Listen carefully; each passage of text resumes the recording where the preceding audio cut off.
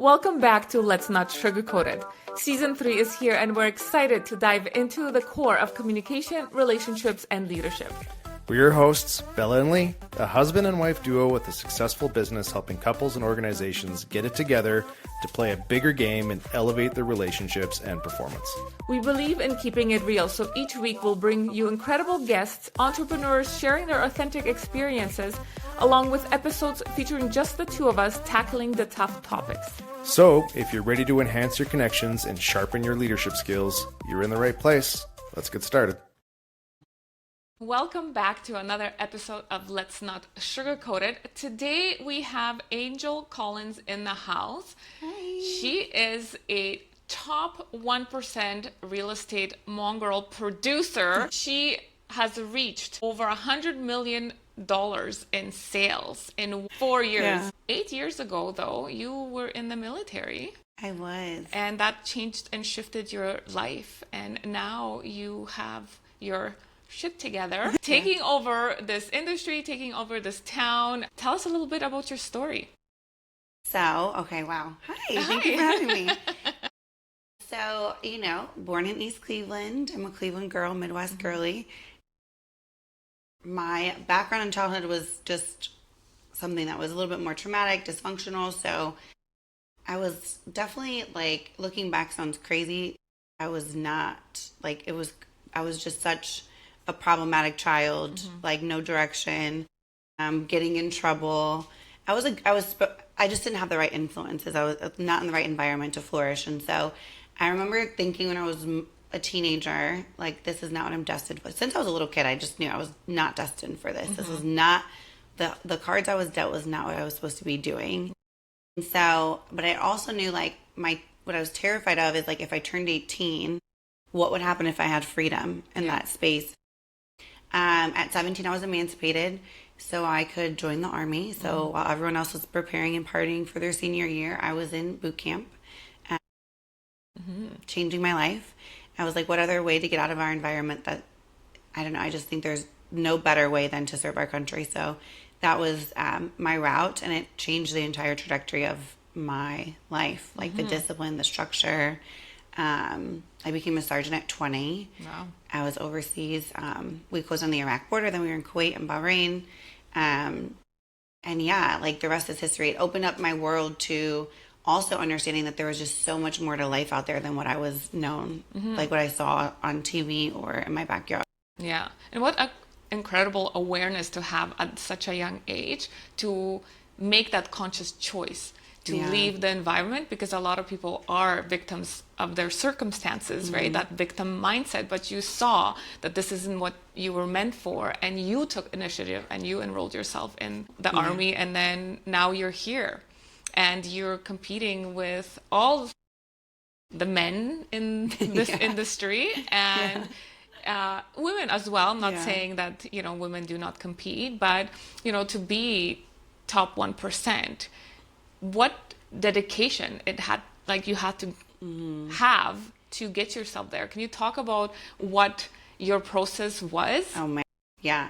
So it's interesting because everyone glamorizes entrepreneurship, and I think it's crazy that we glamorize it. Yeah.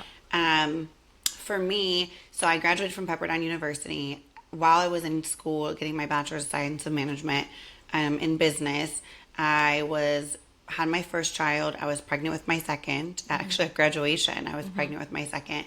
And I was working for a top broker in Westwood, West Side City here in Los Angeles. And I jokingly say, I was paid, but it was almost like an internship. It barely covered the cost of my food and how much I ate. So, but it was a learning lesson for me. And he taught me so much. He was such an incredible leader in his space. And so then what happened was I decided to go full-time as a real estate agent. One day I went to a Tom Ferry Summit in Dallas, Texas. It's one of the biggest real estate coaches in all of the world.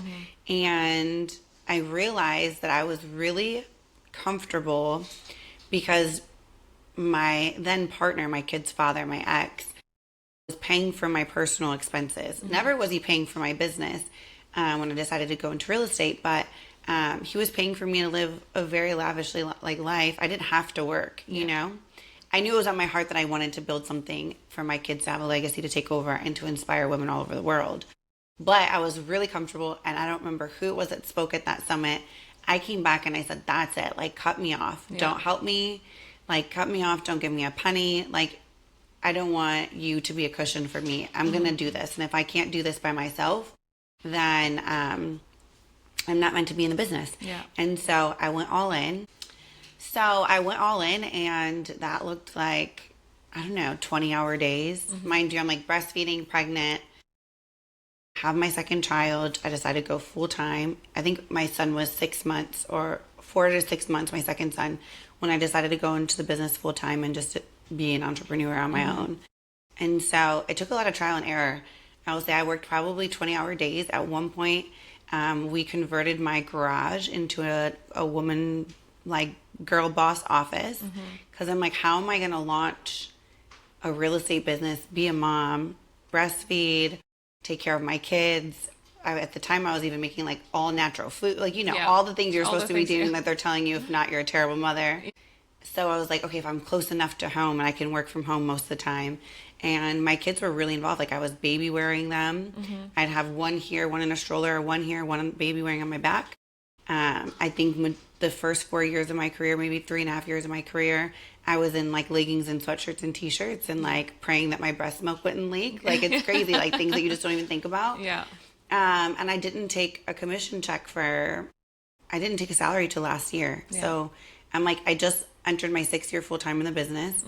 And it wasn't until last year that I started taking a salary from my company. Every penny I put back into the company to just learn.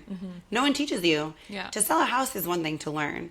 But to build, like, a system and a process and a foundation and a business, and to take risks and understand, like, which ones give a return and who do you hire and fire, and what kind of team, what kind of company.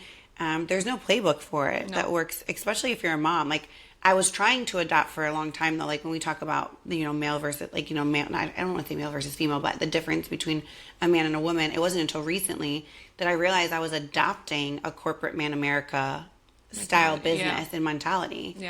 And I'm like, why am I doing that? Like, I got into real estate to be a mom. Fast forward, I have 4 kids. So I had 4 kids in 5 years. And I'm over here trying to adjust their schedule to, like, as if I didn't have children, like a corporate man America, like, way of doing business. And it was stressing them out. So, like, recently I'm like, we're not going to do that. It does shift, like, business as a female versus a male, especially one that has children. It shifts. And we were talking at coffee about masculine energy versus feminine energy, and how we are now forced a little bit more to live in our masculine energy a lot more, because there's so much more on our plates. And we have to, and I'm sure the army, that structure and like getting that system in place, you're a well-oiled machine running now. After so many failed forward moments, for sure. And then you taking that, the communication is so important, right? To get to the level that you're at. Tell me a little bit on how you differ yourself, or you stand out in communicating with your clients, because it is like real estate and entrepreneurship. It is all about communication and relationships. I feel like, number one, every one of my clients will tell you, I like jokingly tell them, but I'm very serious to put me on Do Not Disturb, because I barely sleep. I run like a machine. And so I don't ever want to wake them in the middle of the night. Like, because I'm like answering questions. Like, I wake up at 3:30 in the morning to like 3:30 to 4:30 in the morning, depending on the season of my life. And I don't, most do not do that. So I'm always like, but I don't want to wait to get you the information, so I'm always available. But for me, I think because I'm just so authentically myself, I don't try to show up to be somebody else. Although at the beginning of my career, I was taught that I had to look a certain way, talk a certain way, be a certain thing to be taken seriously. I just learned that my authenticity and really, truly, like, starting to unpack the layers of being into my feminine instead of being overly masculine served me so much better. And so I build really strong, meaningful relationships. Like, I love the people I'm in business with. Like, I don't, and I'm at the stage now, if I don't think we're a good fit, I will not work with you. There's someone that will better serve you, because I want it to be a good experience for all of us. And so I might not be the realtor for you because of whatever reason, personality or communication style, but my business partner might be, you know? And so I stay true to who I am, and I really have deep relationships. Like I become like family with my clients. And it's a beautiful thing. Yeah. Yeah, I love that you said, authenticity. I mean, the world right now, especially with AI and stuff that's on social media, authenticity is what we are now craving. It is, to me, crazy. We used to, back in the day, I'm a little bit older, we had no phones, we had no social, we showed up as who we are ourselves. Yeah. There was not that much pressure to, look a certain way, to get those likes, to get those follows. Now, you sometimes don't show up as your true authentic self, and I find that businesses don't thrive as much because there is like this starvation for authenticity and just showing up, and then the energy too. Somebody who's in business, especially with working on commission and not a steady paycheck, sometimes you take the jobs or the people on that are not aligned. But when you set those boundaries, I feel that's where your business thrives, because energetically you're not being pulled down. Energetically, it's flowing to where it needs to go, and then you're attracting those people who are meant to be working with you. So I agree 100%. I will say, of course, when you're a new realtor and you're starting a business, you take on everyone. You're like, please, like, I want the business. Yeah. And then you learn, like, how much you're draining yourself. And a lot of the times, it's not, like, I just don't think all business is meant for you. Yeah. Now I'm, like, I have such an amazing attraction to who my clients are, that even if I'm, like, I have really clear boundaries. Like, there's certain times, co-parenting with 4 kids, there's times that it's just non-negotiable for me. Like, I'm going to be with my kids unless there's an emergency in business, which most things are not. I will be inaccessible. But my clients I've never, now today, back then, clients would have been like, what? You're not texting me back? Because I didn't attract. I was being something I wasn't just to be in the business, because I was told I had to look, talk, walk a certain way. And I was open to taking on everything, which I'm glad I did, because I got to learn, what do I like? What don't I like? Who do I like to work with? What kind of clients? But now, like, if I tell my clients, like, hey, these days, like, don't expect to hear from me from these hours, like, I'm having family dinner, or, it's this going on. They want me to have those boundaries in time with my kids. Like, unless it's an emergency, they want me to disconnect and have a life. You know? It is so important, because burnout is a thing, a major, more so than ever, because that instant reply that everybody's wanting from somebody you're working with. So I love that you set those boundaries, because it is important to have that time for yourself to recoup, to be present with your children, with your family, and just relax a little bit here and there, right? Tell me a little bit about the women's group. It's so exciting. Yeah, Girls Power Network. Yes. So it's interesting, because the world works, the universe, God, work in such a crazy way. But I moved out here initially with someone because we wanted to build a women's community, right? We went on different paths. She had her life, I had my life. And then I met Huda, and she's my best friend, and she founded Girls Power Network. So we are a membership-based exclusive society of women. I'm so proud to say, like, the most beautiful inside and out, high-level, top-tier women that you can think of in all different industries.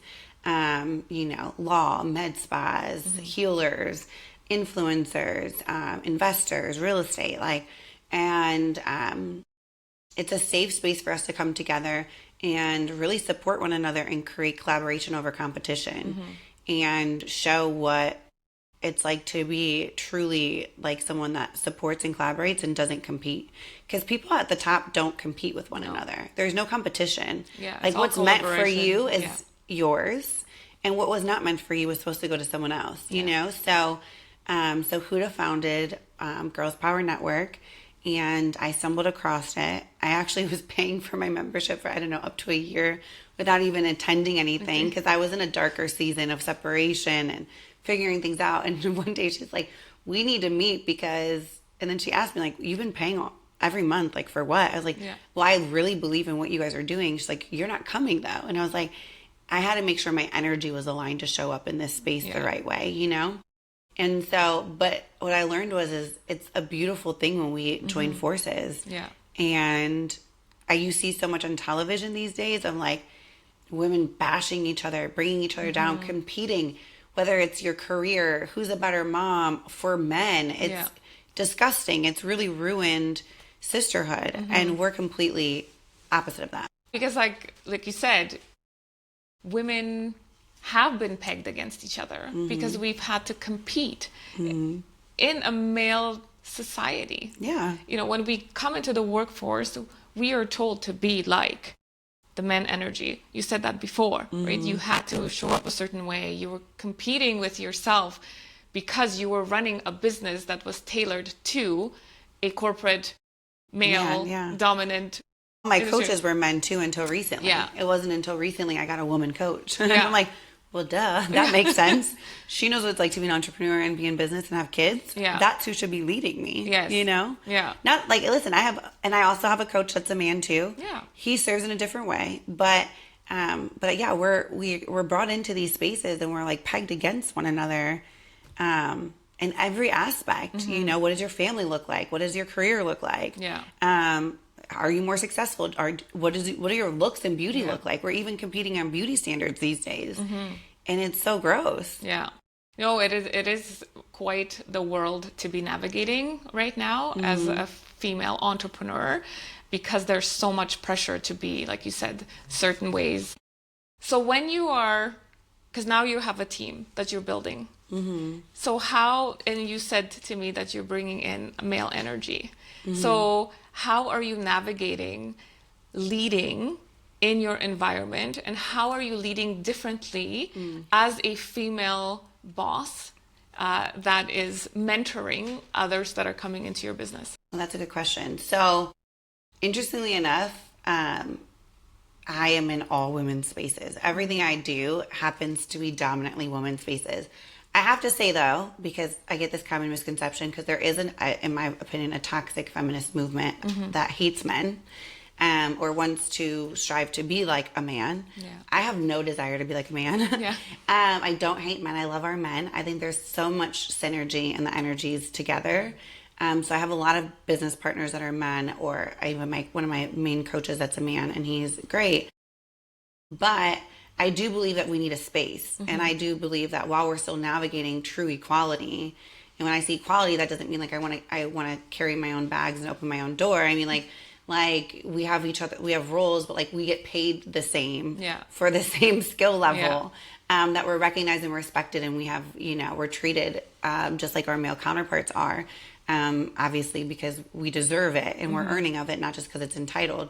But so having that mindset, but then going into a space with a lot of women, it is different leading both, because being in the military, you learn too. Women naturally, majority, most of us, all of us we have emotions and we have hormones that men don't have.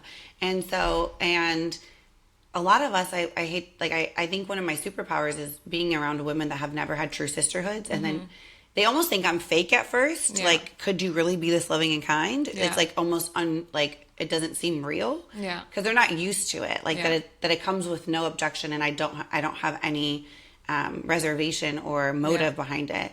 So, but I come into the space of like, how can I lead with love and grace and show up knowing, if, especially leading women, that you gotta lead them differently, you know, and understand that we have different challenges than men, and that's okay. Yeah. Like when I had a larger team at one point, like I think I even knew majority of our agents' cycles, you know? Yeah. They were more tired, more a little, you know. You're aligned. Yeah. And I'm like, okay, like, what do you guys want me to, like, should we like be like cooking?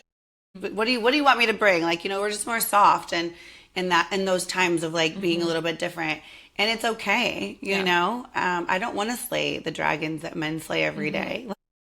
But I also want to teach women that they can be strong. Yeah. They can negotiate, and they can build empires with a touch of that masculine energy combined with like being in tune with your feminine.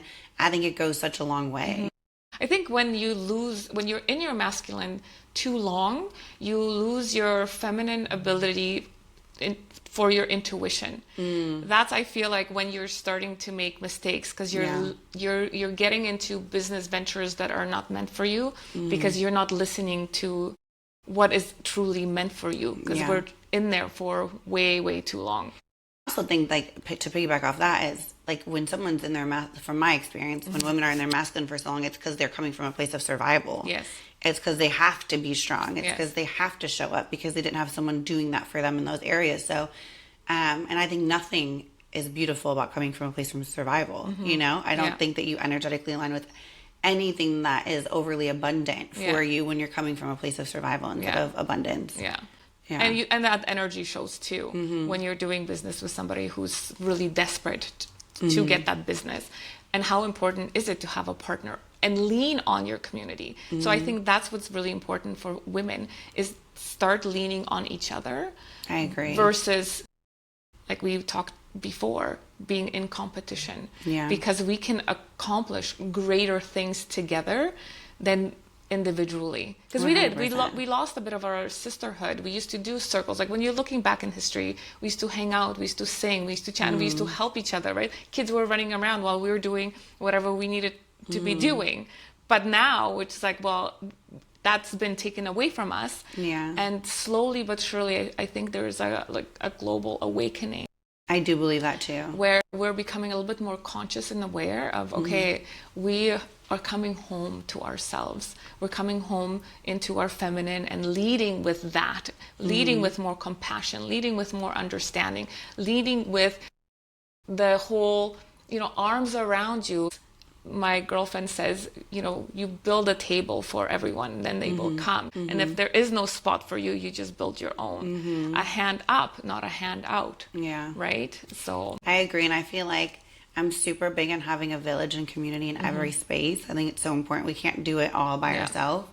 And I just think also being creative in what that looks like. Like, for example, my family clients, some are single moms, some are, married with kids.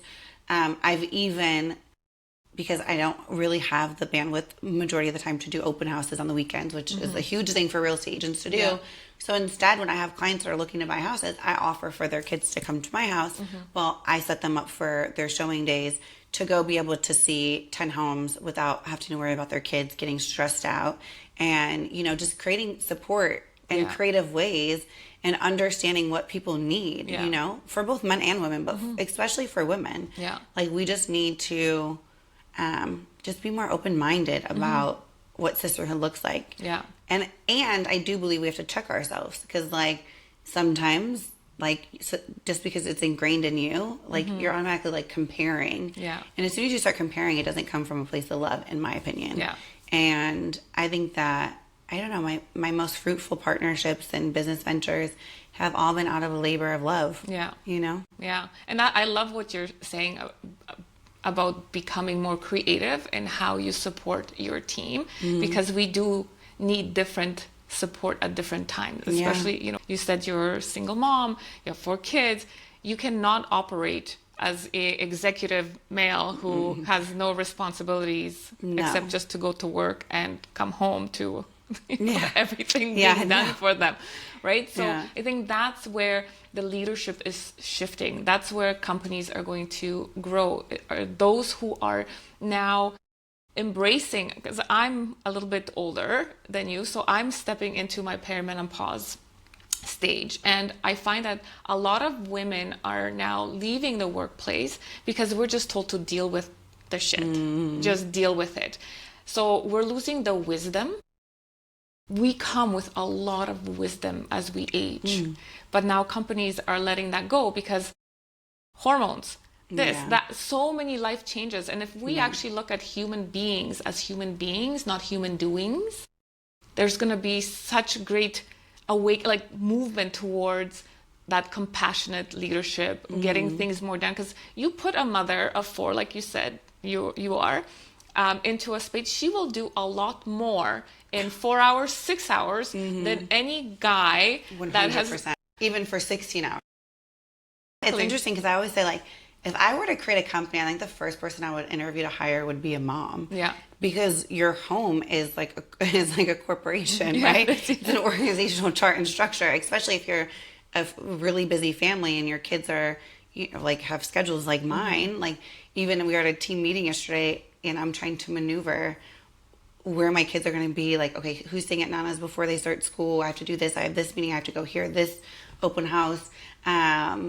These are the schedules of my nannies, and then I want to be there and I want to be present. And so you have to operate differently, and you don't waste time because every moment that you're not with your children, it has to make sense. Yeah. So like people always will like, I'll tell people all the time, I'm like, my biggest triggers are when people that are ungrateful and inefficiencies. Yeah. Because it's like, we have to respect people's time because we can never get that back. It's the most valuable thing. Yeah. But a mom that operates at a high level in her household, she's a CEO, COO, CFO, like you name it, she knows how to do all the roles. She'd be great to run any organization.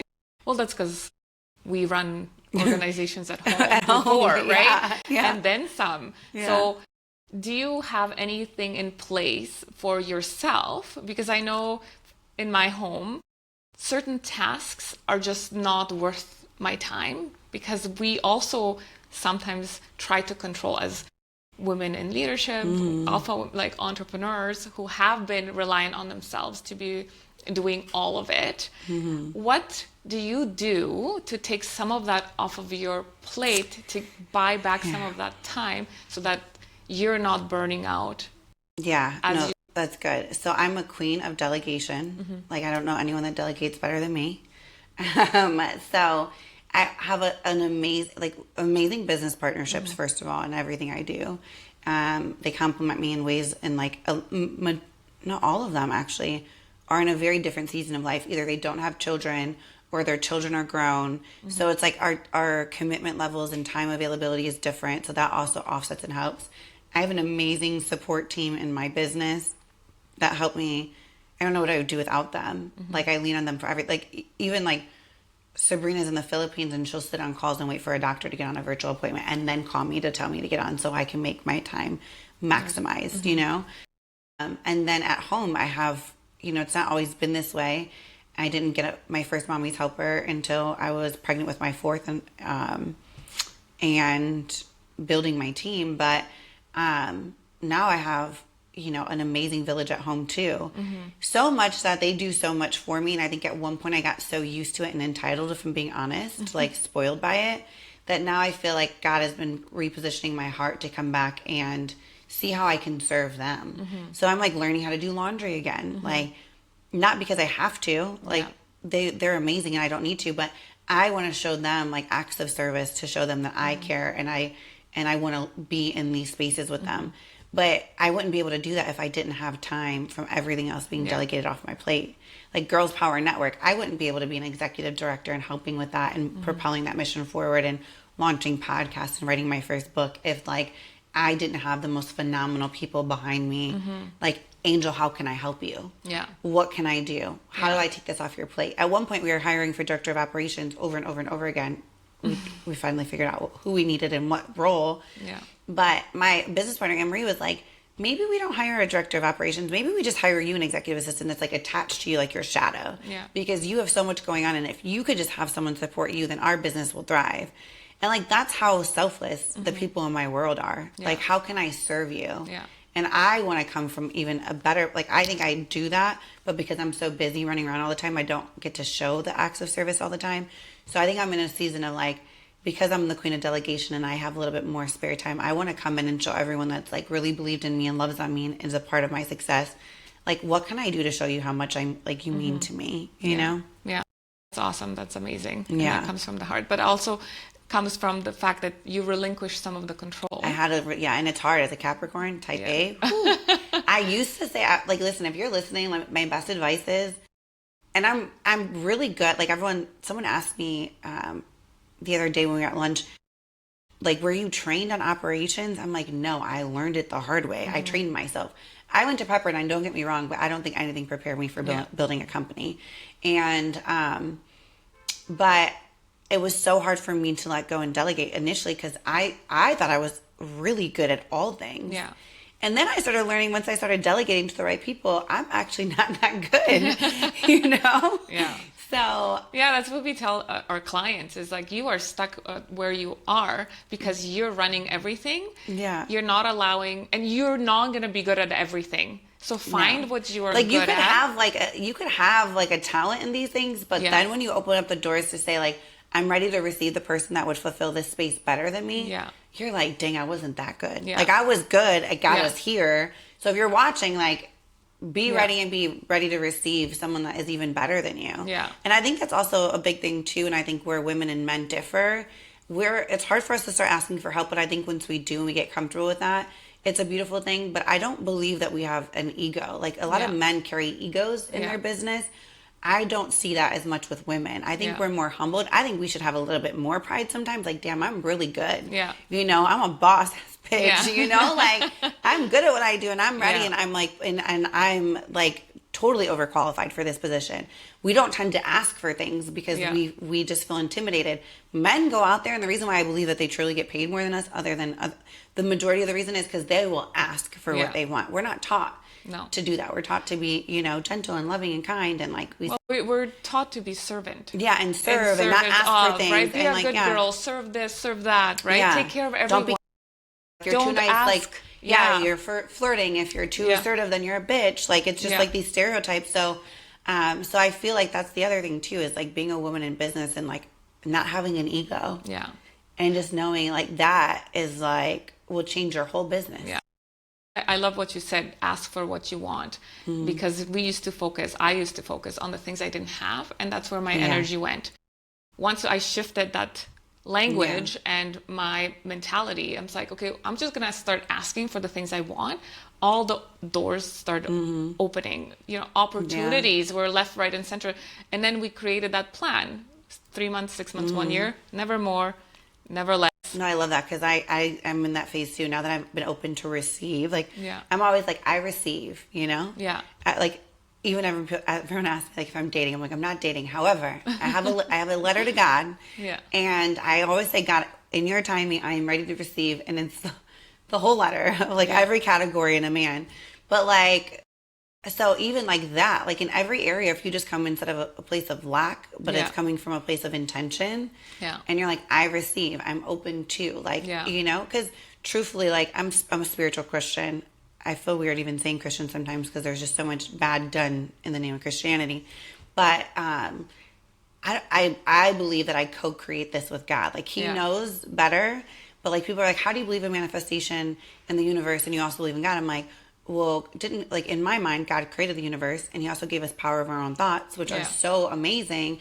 And if there's something that's not meant for me, as much as I want to like manifest it and receive it, it won't happen. My path will not align. So, but I do pray and manifest with hope, like with trying to hear what's supposed to come from me and download and sit in silence. So I think that we're just becoming a more intentional group of entrepreneurs, healers, like collaborative, like I think we've reached a movement. Someone said the other day, like, this world is so ugly. I'm like, I see so much beauty in the change. However you want to see it is how you're going to receive it. I see people that are like leading their business with intention, moms that are like bringing their kids into their business and going against the grain. Like, do you think it was like, I've showed homes, $25 million properties in Target jumpsuits with like having to wear a scarf over me because my breast milk was leaking, you know? Like, people are like, what are you doing? Like, that's not okay. But guess what? Like, the clients love me. Yeah. I see us fighting all these boxes that we put in ourselves as women every day. And I just think that it's like a movement that's going to be beautiful for generations to come. Yeah. I love that. Who said it's not okay? Yeah. That's the question, right? Who said? Who told you? And it's funny because we are conditioned and we come from different backgrounds, different countries and whatnot. But overall, we've been conditioned a certain way when you look at females. But we are shifting. We're taking back the control. We're taking back our own selves, you know, and coming home and being like, no, actually, we run this mother foe, right? And we're going to run it our own way. Nobody's going to tell me how to do it because I'm going to lead my team, my people, my children, the way I want to do it, not like anybody else. Because there's pressures in us in every area, like how you mother. Yes. People are like judging you like crazy. Oh my God, you don't even have to have a kid first. You could just be pregnant. The judgments that come in on that, you know, like how you lead a business, how you show up for your husband, how you, if you don't want a husband, if like how you date, like everything has like these pressures. And I feel like so many women now are like, I'm done with that. Yeah. You know? Yeah, I'm hoping because that we kind of start shifting and saying, hey, what are we being fed through social media, just media, not even just media, just of every what's day right, what's wrong, you know, going back to pregnancy, the birthing plans. I think that's the dumbest thing ever. Like the baby will do whatever it wants to do, right? But you're also like judged, right? Like if you do an epidural versus if you don't, if you're natural and you're that, like. I went to a yoga class and I was telling them how amazing I'm going to have a C-section and I'm definitely getting an epidural. And every woman was petrified, probably. She was like, they were like, how I'm going to birth naturally in the pool in my house. I'm like, good for you. It ain't going to be me. I'm done with the pain, right? So don't judge. But So I do love that we are, you know, creating spaces for women to come together to create that sisterhood. Looking forward to the retreat that's coming up. So just touch a little bit on that and then we'll wrap it up. So we are co-producing a Girls Power Network and Connect TV Conscience TV series on all women retreat. It is going to be, you know, filled with workshops of everything from sex coaching, relationships, tapping into your feminine. You're going to be doing a workshop, healthy relationships, nervous system reboot, Reiki. We're even doing like a ceremony, and it's just a group of diverse women. Actually, most of them are in our GPN community, but there's a handful that are not, and I'm so excited. But coming together to do a lot of breakthroughs, healing, and also create a lot of great, deep memories in sisterhood, showcasing like not reality TV, like what really is beautiful, you know? And it's because we really want to take this movement global. We want to be an exclusive. And when I say exclusive, I don't mean like you have to look a certain way or make a certain amount. It means like your heart and your values, your heart, your soul, your mindset have to align. I mean, we all come from different backgrounds of faith and where we're from, what we do, what industries we're in. How we view things are also different. But the one thing that we're really all aligned in is that we don't compete. We collaborate. We love. We're all about growth. So passionate about growth and like leading each other in a better, beautiful trajectory. So we are going to make a global impact around the world of a sisterhood society that pops up all over. And it's going to start with our first TV series on Connect TV, Apple, Roku, Amazon, and who knows? We're just trusting that it's going to plant itself exactly where it's supposed to be. And I'm so excited to be a part of it, and I love that we are, you know, coming together and being human beings. You know, without just the human doings. So I love that. No, I mean, it's already starting. You're from Canada. I know. We're going to be in Tulum. You know, we have, you know, from Morocco. Like, you know, we have women from all over. So now we just want to showcase that beautiful diversity and like the heart and soul of all of these women everywhere. Like it's that human connection, you know, is missing online. It's where the world is going. It's now, you said you wanted to be an exclusive group because there's so much noise out there. So now we need to filter out where we focus our energy and attention. You know, what do we want to consume? Do we want to consume all the crap that's out there, especially with AI, or do we want to fill our souls and our mind? And a lot of it's changing. Like even me, like even going into this trajectory of like, you know, when I met Kent that owns Connect TV and like all these different people I've been aligning with, like I still like to go out and have a good time, but even how I want to show up is differently because like the response, like launching podcasts and then like this TV series is like, as women, we have a different level of responsibility once we're exposed to the world of digital, right? And so I want to just be able to showcase that because it's completely opposite than what you see now, where women are like fighting for men on Reality. reality TV and beating each other up. And it's like, for what? Like, there's so many men out there. What are we fighting over the same ones for? Yeah.